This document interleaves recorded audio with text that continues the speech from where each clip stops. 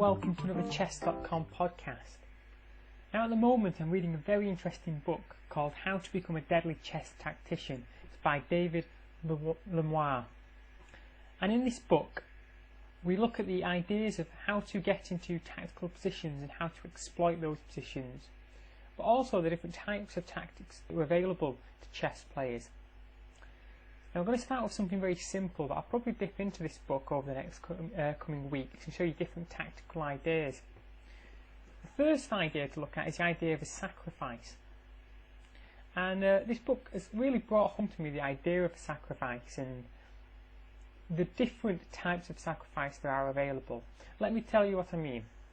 If we look at this opening, e4, e5, knight f3, f6, I hope I never see anyone on Chess.com playing this move. It's the Domino defense. Knight takes e5, and this is a sacrifice of the knight. The best move here is actually to bring the queen out to e7, and the knight can have a drop back or come to c4, and we get quite an exciting game sometimes, but white's got the edge. But usually f takes e5, queen comes to h7, and after a few moves we see that white's gained the advantage. The whole point of this sacrifice is to gain the advantage, otherwise it's just a blunder. Well, in this book we look at the other ideas of how to use sacrifices. Let me show you the example I'm talking about.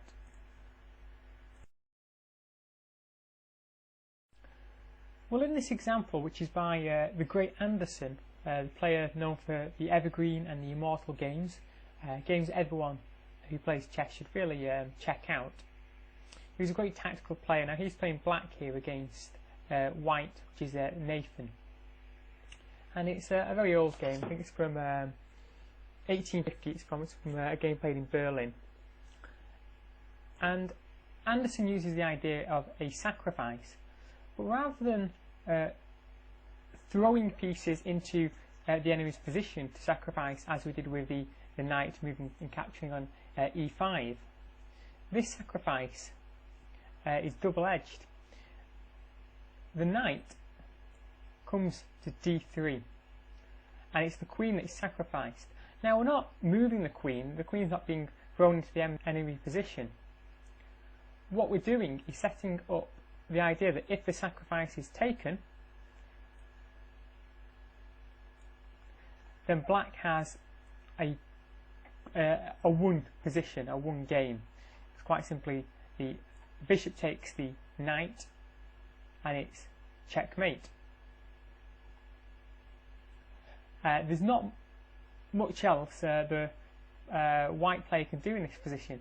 If the white player refuses to accept the sacrifice, say queen takes g3 is the only move that would stop the checkmate here, then we see queen coming down to e1. Our king is going to be forced to h2, and then we see the bishop coming to f4, checkmate the game. So the game actually ended after the threat of this sacrifice, after knight to d3, but it's a great example of how sacrifices don't have to be throwing your pieces into your enemy position. They could simply be exposing pieces to attack, as long as you'll be gained the advantage in the long term. So quite a short podcast today. We're going to look at some more examples and different ideas, and hopefully talk more about different types of tactics and how they can be used in your chess games. If you have been, thank you for watching this Chess.com podcast.